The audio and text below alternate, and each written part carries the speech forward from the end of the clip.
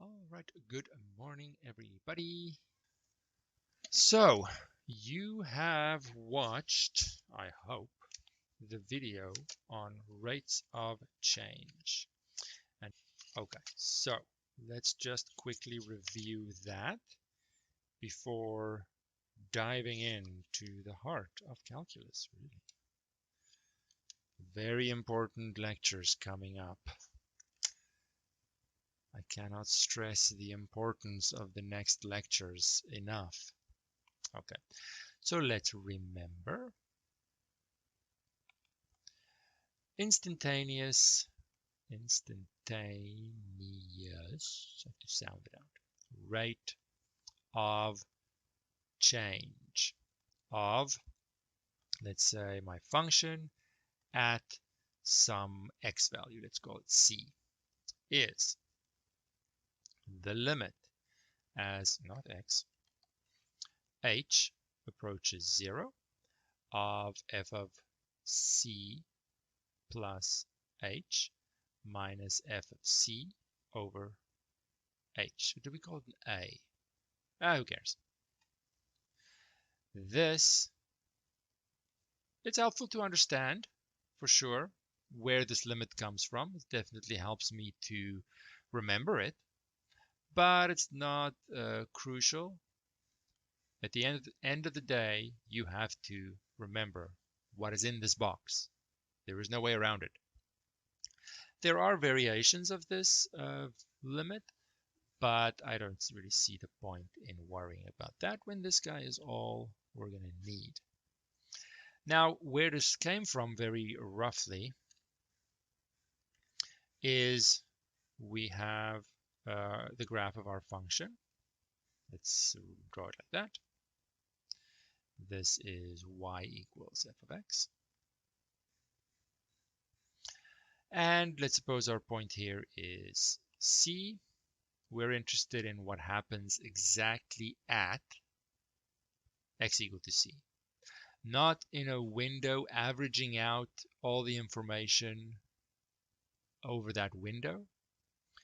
We want to let the window size h shrink down to 0 essentially, but we can't actually have a slope secant line with no change in the x value because then we're dividing by 0. So that's not going to work.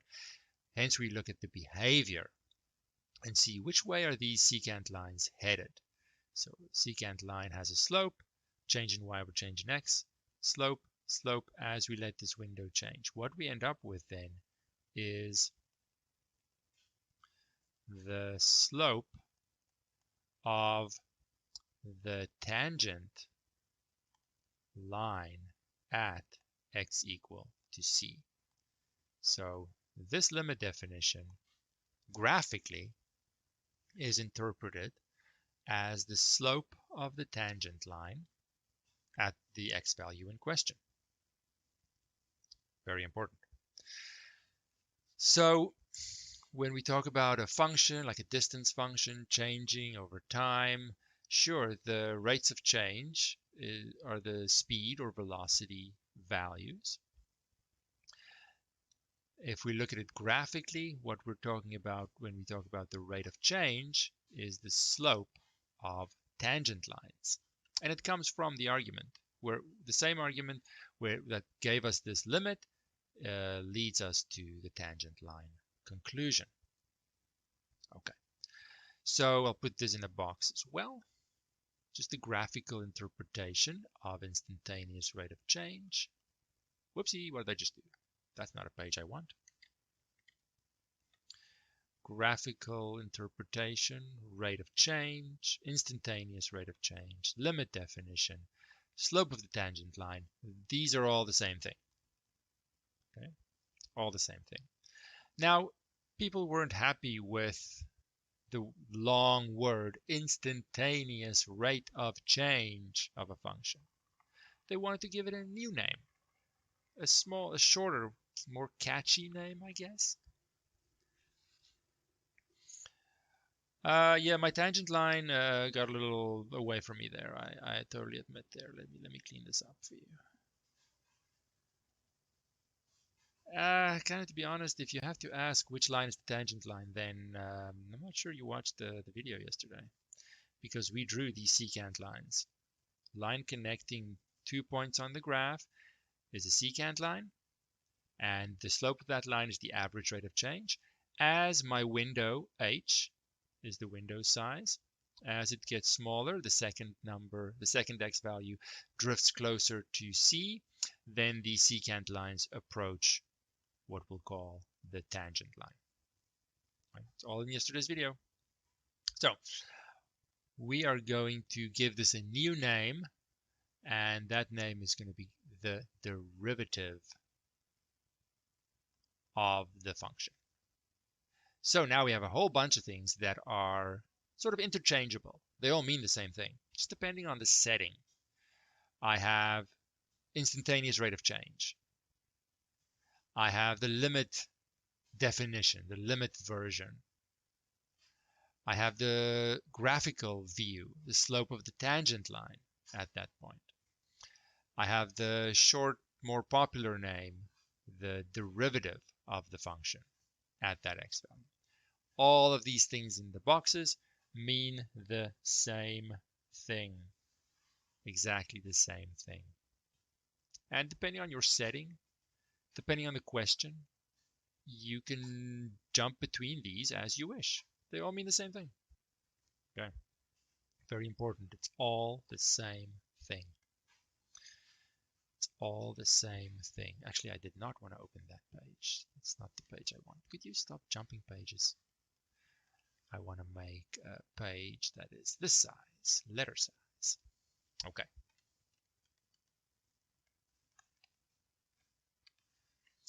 So let's do a problem in chapter 4.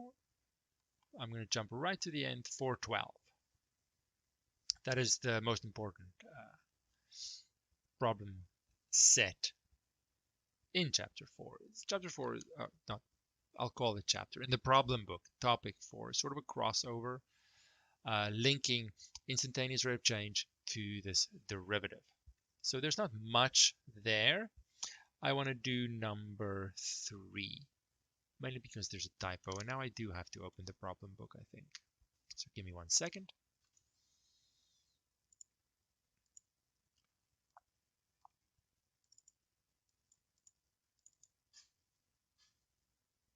There we go. Okay. And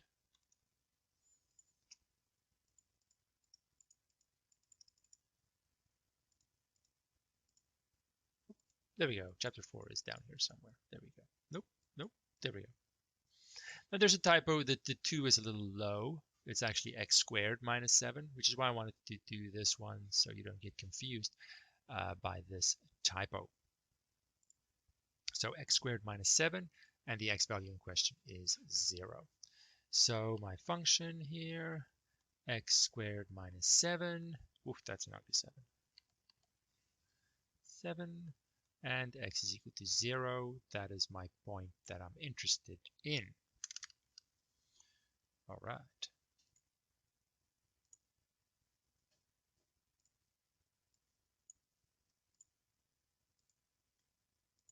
Okay, so I can ask many questions here, right? They ask, use the limit definition of the derivative. I now know what that is. It's this box, the limit box.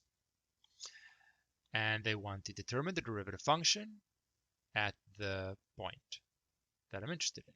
We'll do the second bit in a second. So I'm going to set it up, limit h goes to 0, f of 0 plus h minus f of 0 over h. I have to memorize that. There's no way around it. You memorize it.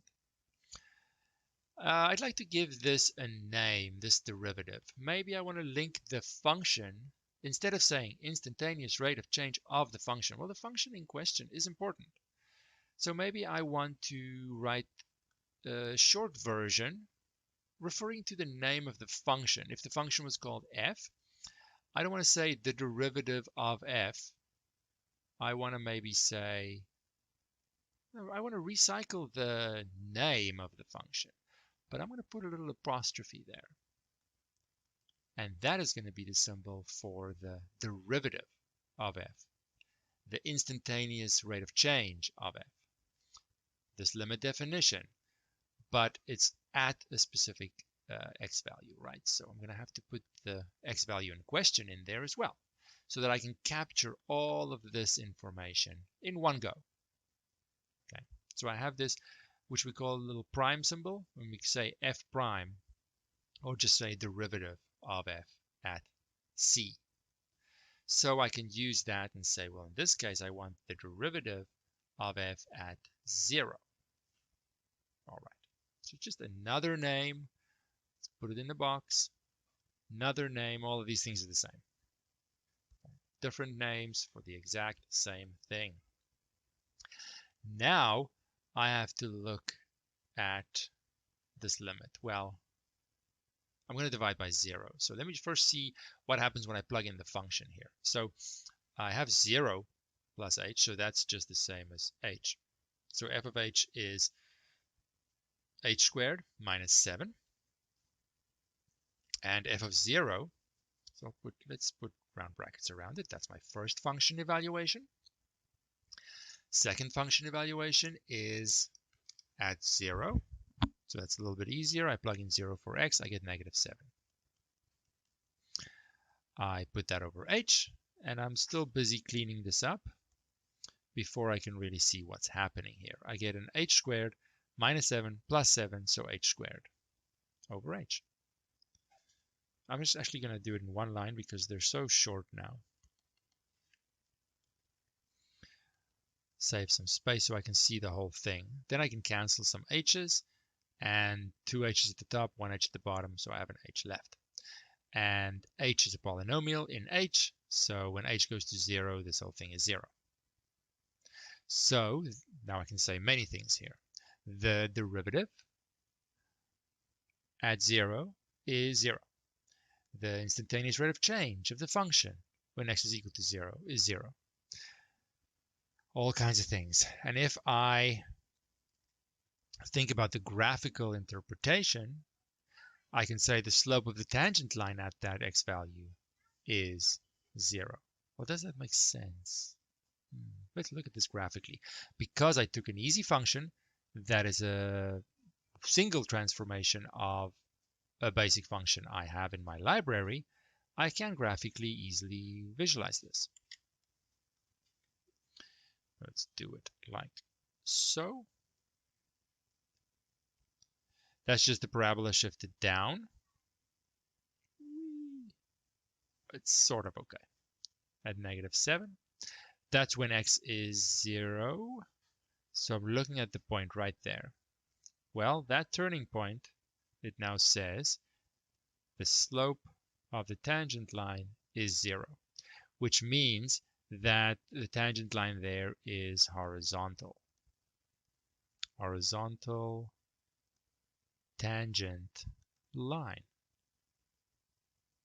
which I hope feels right. It's the turning point. As I track the angle of this graph, so to speak, right at that turning point, it's going to be flat before it turns back up. So all of these things are saying the same thing. Derivative being 0, slope of the tangent line, it's all the same thing.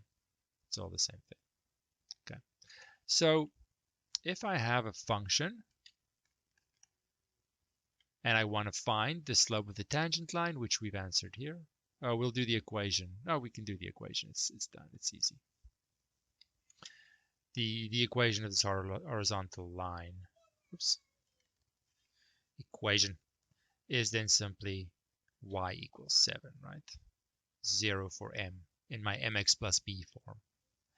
If I have a function and I'm asking any of these questions, what is the derivative?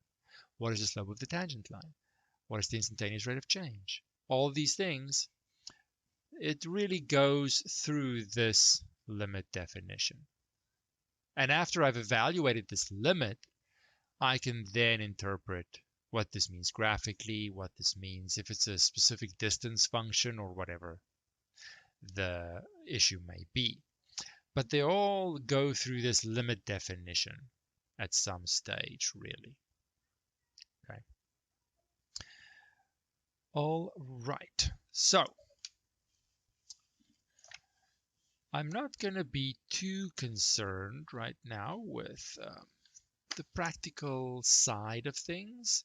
I want to figure out this derivative and better understand it, maybe first, to see how does this work. Yes, always keeping in mind that it's the slope, and we can make a side note here for sure. Maybe I'll do it over here. But for now, it's really a side note that if I have a distance function, let's say if we have a distance function, let's call it d of x, not x, distance over time, right? Time, distance function. Then the derivative, which will be d prime, well, this is the rate, so instantaneous rate of change, and the instantaneous rate of change is velocity, with the size being the speed and so on. So this represents the velocity function. So distance and velocity, or position, I guess is more accurate, and velocity is related through this derivative, through this rate of change. And let's call this, let's call it v for velocity.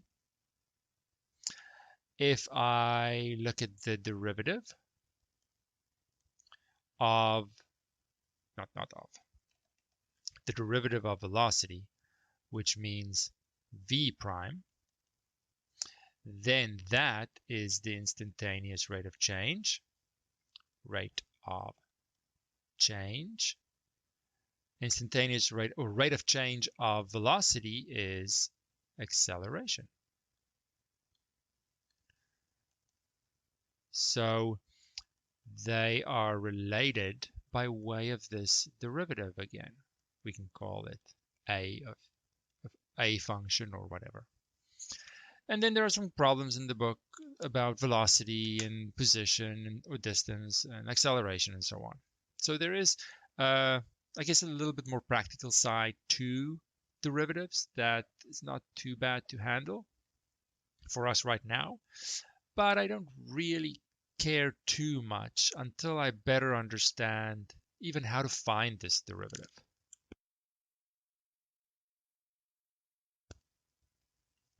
So personally, I feel that I have to let the practical application side just rest a little bit until I'm ready to see those kinds of problems.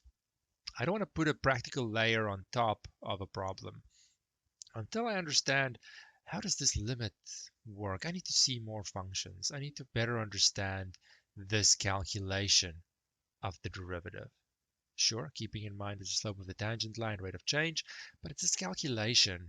I don't feel I've seen enough to really understand how the function is related to this derivative. How are these linked? What is this limit definition telling me? So I have to look at that and take my time to better understand and get a sense for the relationship between the function and the derivative. And people glance over this way too quickly. And then they look back and they don't really understand what the derivative is and what it's really saying and how to find it. And what's the link between different functions, because they didn't take the time here to better understand how that limit definition leads me to maybe shortcuts and conclusions. Better understand the derivative. Whoopsie. Derivative. That's our goal now. Well, a good first attempt is to let's make the function just super simple and familiar. Let's take f of x as my square function, my quadratic function, my basic quadratic function. And now ask, okay, well, if I want to find, let's look at this function. There it is, parabola, super easy. I can draw it. Well, I try to draw it. It's not bad, it's not bad. Okay. Whether I shift it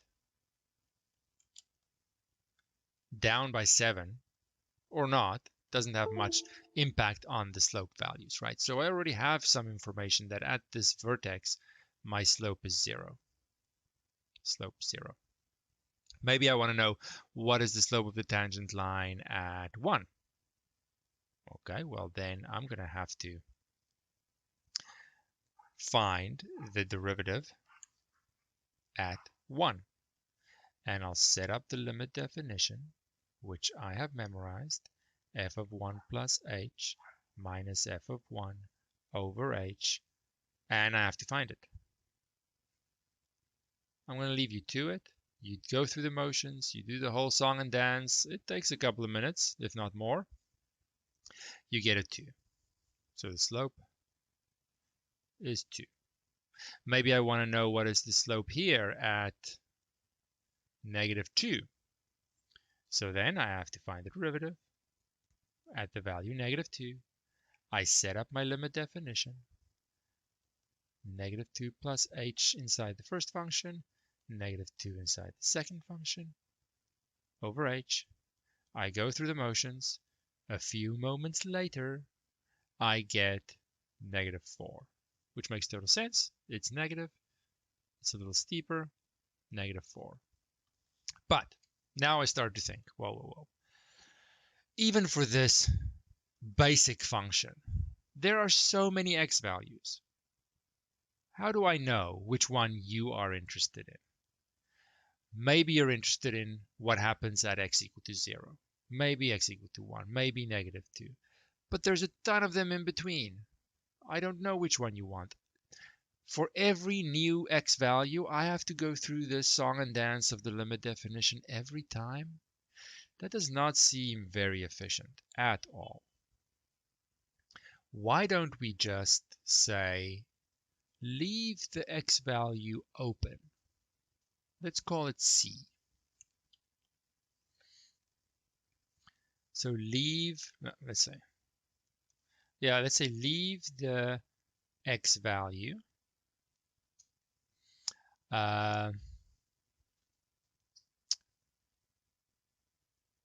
as, let's say, x equal to c.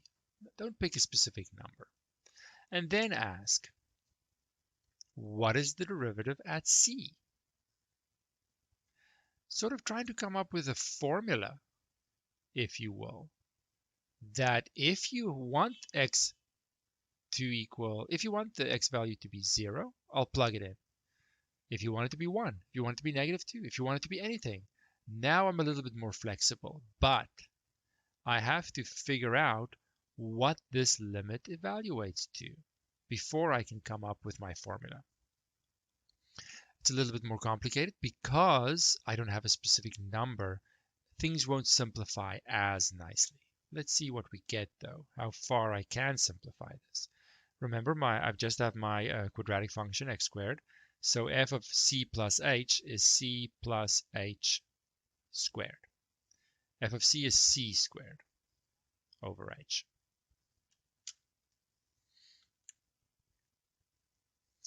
I need to simplify this. C squared plus 2ch plus h squared, and c squared is still there, all over h. Now I see the 2c squareds cancel, and I'm going to have 2ch plus h squared over h. Now, okay, that's maybe as far as I want to simplify. Now I see, oh, well, the form of this limit is still 0 over 0, which means I need to try and simplify this more. I can do that by factoring out an h at the top, get 2c plus h over h. The h's cancel. I then have the limit being the same as the limit of 2c plus h. Now, the h is the variable in this limit. H goes to 0. The c is as if it's a specific number. So h is the variable thing. This is a polynomial in h.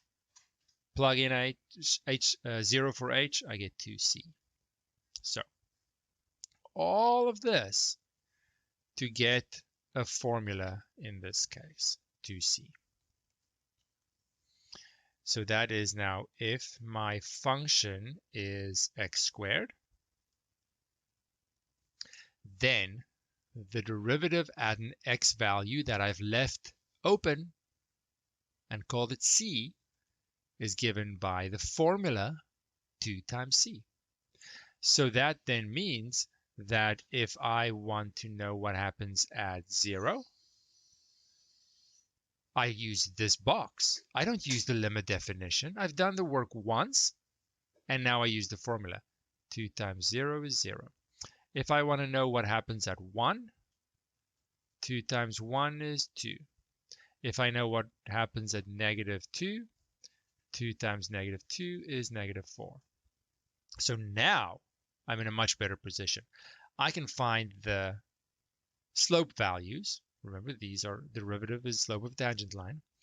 I can find these slope values much more effectively. Without having to do the limit every single time, I now have a formula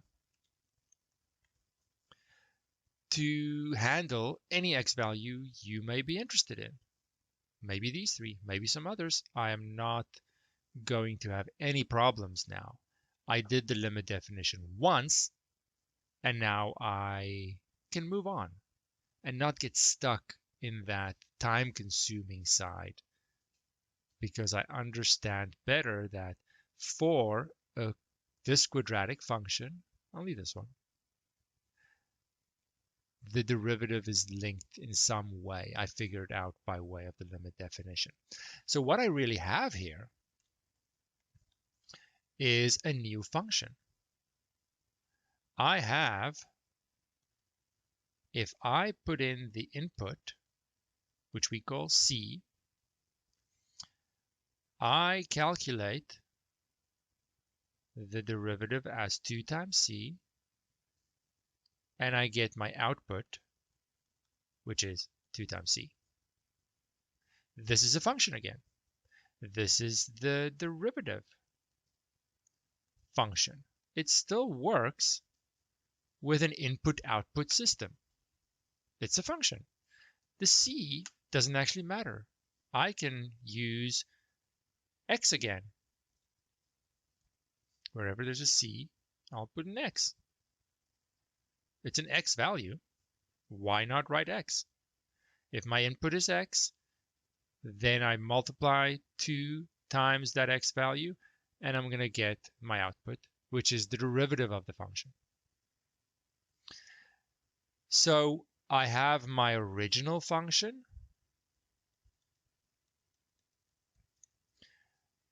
f of x equals x squared, and I have my derivative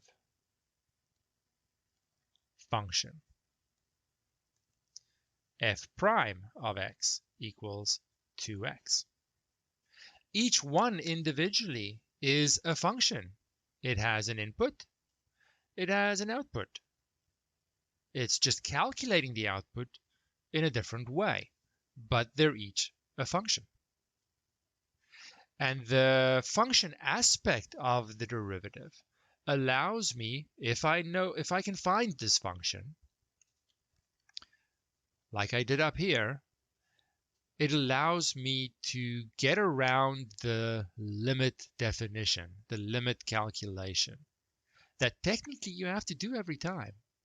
But if I do it in an open, non-specific way, I can find the formula for the derivative, which I can see as a function, input, output.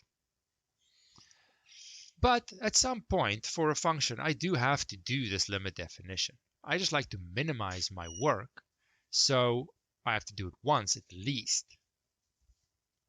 to find the function eventually.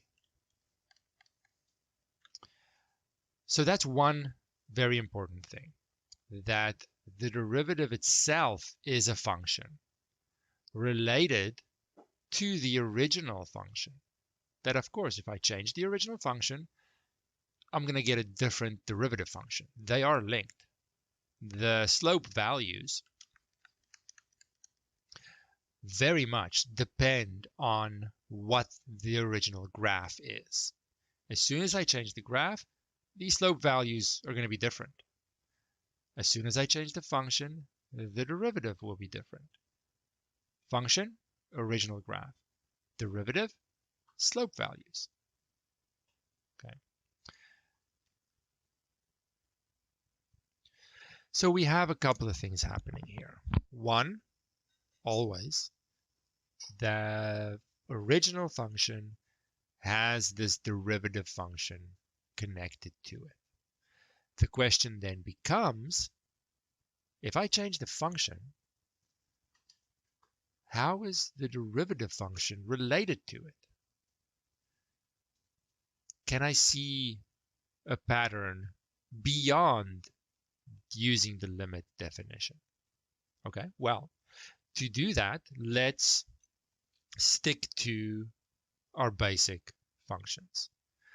And after I've now investigated and figured out x squared, what is my next basic function? Probably x cubed. That's the next polynomial that I have in my library. So let's have a look at it. Let's make a new page here.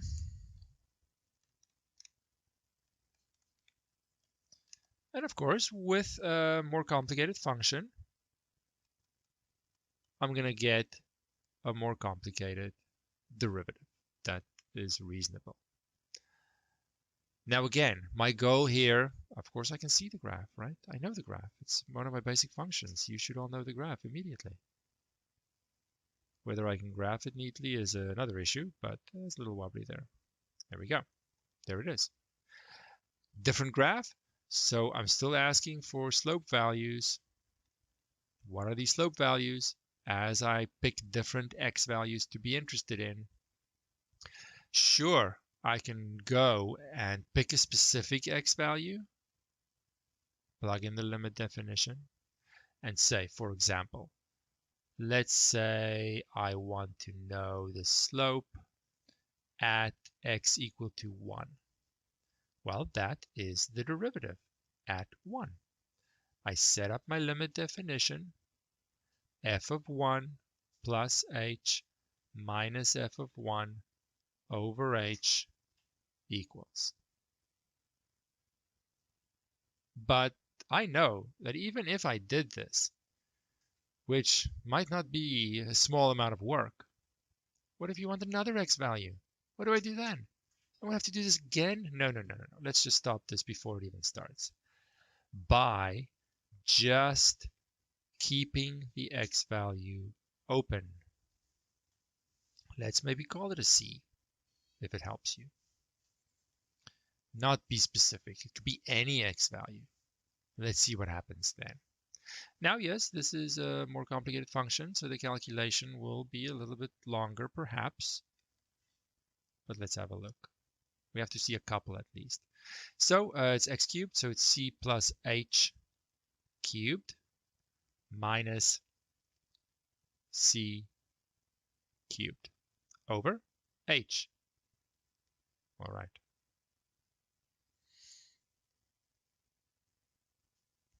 Now I have a bracket cubed.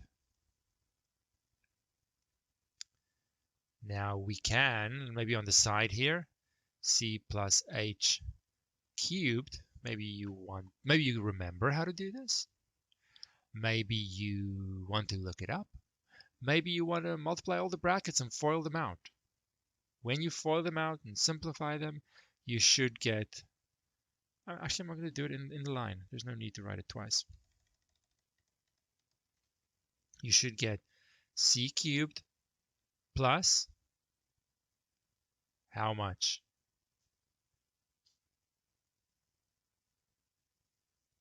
3c squared h plus 3ch squared plus h cubed, and then I have this minus c cubed still there, just squeezing in over h. And now you see that the two c cubes cancel. And in what's left, I can factor out an h, 3c squared plus 3ch plus h squared left in the bracket. Yeah, more complicated function, more algebra. It's going to happen. Then I can cancel out the h's. And what I have left is, remember, h is my variable. The c is a number. I just don't want to specify it right now.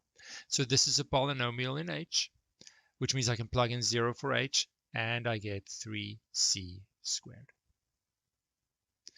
This is now my formula. If you want to see it as a formula, you can, but it's actually a function. This now tells me original function. If the original function is my basic cube function, then the derivative, which is a function because it depends on which x value I want, whether I call it c, whether I call it x, doesn't change the fact how it's calculated. There's another pair, original and derivative. But I have to do the limit definition. Fair enough. That's a lot of work. Another one. Next one up is if my function is the x to the 4 function. You're going to have to set this up. It's going to be longer and longer because of this bracket to the 4 every time. Like more higher power here, and more work is involved. I'm going to save you the trouble. If you go through the same motion, limit definition, you're going to get the derivative as 4x cubed if you've done everything correctly. So now let's have a look here. Let's have a look. We have original function. We have a couple of examples now, so we can make a list here. And we have the derivative.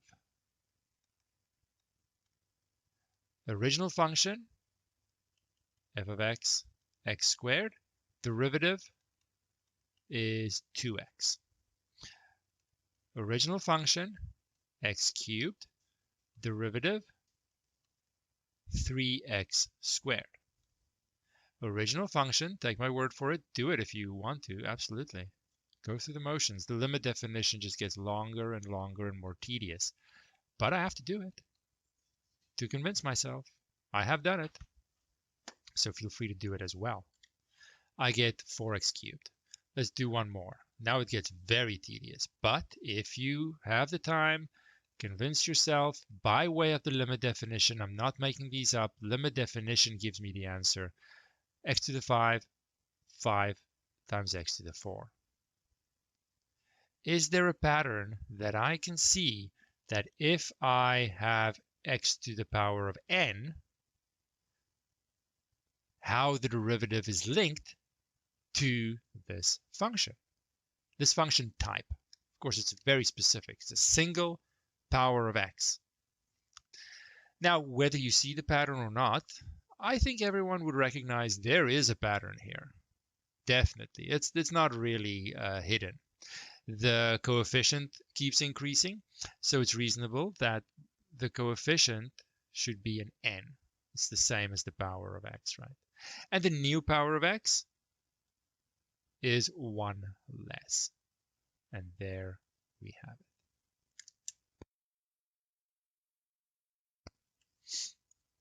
it. There we have it. Now, we're not saying as much as you think we're saying, but we're saying something, and it's a good step in the right direction.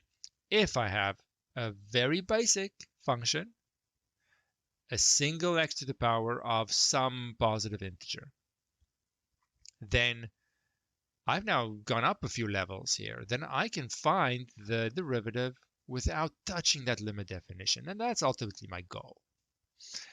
My goal is to be more efficient, and that limit definition is the opposite of efficiency. It is time-consuming and tedious and something I honestly never want to do. I have to do it once or a few times, but after a while I'm done with that thing. Don't avoid it completely, but do it enough to realize that you don't want to do it anymore. Which means I need to find these links between the function and its derivative. And now I've seen that if I have a function that looks like x to the power of some integer, I have a formula, if you will, that links the function to how its derivative looks. We'll call that the power rule. Now, I don't like the word rule because it feels made up. I'm making up the rules. You have to live by them. That's not the case. It's more a property. It should be called the power property, but it's not. It's called the power rule, and everyone uses the word rule. Power rule. But understand, it's not made up. It comes out of the limit definition where we do it over and over and over, and we see a pattern, and that is how it behaves. Now, of course, we're slowly building up our functions, right? Right now, we can't do all the functions, even the basic functions that we have, we can't do them all at once.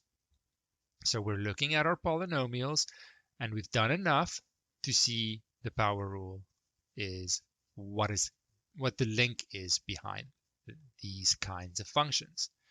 Of course, we have other basic functions. Oops, let's zoom in one more. We have other basic functions, and there are 2 of them. It doesn't matter which one you do next. Because of the questions in the chat, we'll do 1 over x. That was another function, and that wasn't a bad function. It was a nice function, with the exception of its vertical asymptote. It was well defined everywhere else. It has tangent lines that you may want to know about. So the question of slopes of tangent lines, the derivative question, it's a very appropriate question. It's a basic graph. We should be able to answer that question. Okay. Now I'm looking at the basic one. I'm not looking at transformations on this. That could even simple transformations could make the derivative question too hard for me right now. So if I want to know at x equal to c, what is happening? Well, that's the derivative at c. There is no way. It's a new function as far as I'm concerned right now. I have to go through the limit definition. As much as I don't want to, there's really no choice. There's really no choice here. And I have a general as well because I only want to do this once. I don't want to do this again for this kind of function. New function, yes, I have to do the limit definition, but at least I want to do it only once. So now I want to see how this function simplifies. So I have 1 over x. So this is 1 over c plus h minus 1 over c all over h. I'm still dividing by 0, so I can't plug in the limit value here that I'm interested in. So I have to keep simplifying until I make some progress, which means I have to put the top 2 fractions together over a common denominator, which is just their product. Then it will be c minus c plus h. And of course, these are all prerequisites. You should be super comfortable with simplifying algebraic expressions. Then this is h over 1. When I divide by a fraction, I multiply by the reciprocal. I'll leave this to be one simplification at a time. So it's h times c plus h. Gee, it's such a simple function. It's one of my basic functions. And this limit definition procedure is just annoying. Imagine for even slightly more difficult functions. This is not something I want to do very often. C minus C, and then I have a negative h. And I still have an h at the bottom and a c, c plus h. So the h's cancel, which gets rid of my problem, dividing by 0. But let's just see it anyway. Now, it's nice to sit back and watch me do it and see, oh yeah, let him do it. I'm not going to do this limit definition. Everything I do, that's something that you have to be able to do. Okay? You have to be able to do this limit definition, at least in one question. When h is 0, this is a rational function in h. H is my variable. I can plug in 0. I get negative 1 over c squared, because c plus 0 is another c. So, it's not that bad. You do it a few times, it's okay. So if my function is 1 over x, then my derivative is negative 1 over x squared. Is there a pattern here? Does the power rule apply? It does. This function is x to the negative 1. If I rewrite this derivative, derivative. If I rewrite this derivative, I get negative x to the negative 2. So if I take this version of the function, I move the negative 1 to the front. The new power of x is 1 less. I do get that. So the power rule still works. So really, even though the basic functions were fundamentally different from polynomials to rational functions, potentially, the power rule handles them all in their basic simple form. So now I can go back and update this. Power rule works for n being any integer, positive or negative. Of course, not 0, right? That would make no sense. I wouldn't have a function then of the same type. So it could be positive integers. It could be negative integers. It always works. If, for example, I have the function as, and we'll stop in a second, x to the, let's do it like this, 1 over x to the 5. Well, I can rewrite that as x to the negative 5. And then the power rule simply says, put the negative 5 in front, the new power of x is 1 less. I can simplify that if I want to. I might want to, or I might not want to. The power rule allows me to use the link that I've established outside of having to do the limit definition. I can sidestep all that tedious work that the limit definition gives me. I can sidestep it and find the derivative immediately. Now, of course, I have to explore this further. These are still very basic functions in their appearance, in their structure. I have to take my time.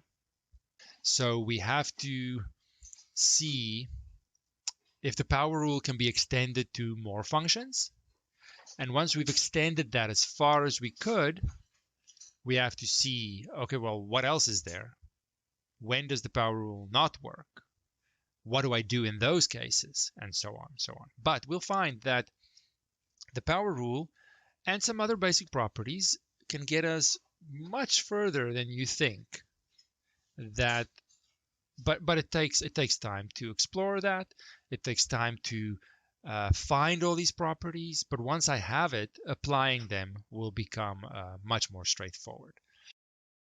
All right. Are there any questions about this. We have to pause here. We're not quite done. We want to look at fraction powers and really see how far the power rule can take us. But it'll have to wait until tomorrow. Are there any questions so far? Remember the homework, first homework assignment, due tonight. It is due tonight. It doesn't, oh, it's 5% actually. That's a lot. Yeah. Usually homework assignments don't count for a lot, but I wanted to make it worth your while. And right afterwards, I'll put out the solutions so you have more examples that you can study from. Put in some time with the assignments. They're worth it. They're worth it.